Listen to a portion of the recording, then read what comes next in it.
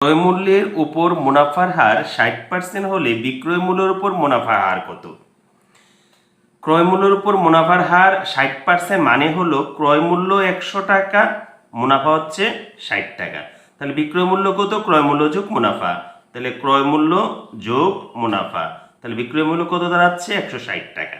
এখন প্রশ্নে চেয়েছে বিক্রয় মূল্যের উপর মুনাফার হার। তাহলে বিক্রয় মূল্যের উপর মুনাফার হার মানে কি? মুনাফা হচ্ছে আমার 60 টাকা আর বিক্রয় মূল্য হচ্ছে 160 টাকা ইন্টু 100।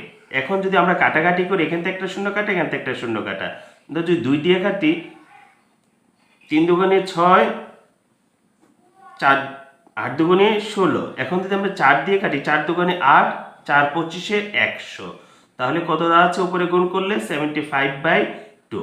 এখন যদি ভাগ করি তাহলে কত দাঁড়াবে? 37.50%। এইভাবে আমরা করতে পারি।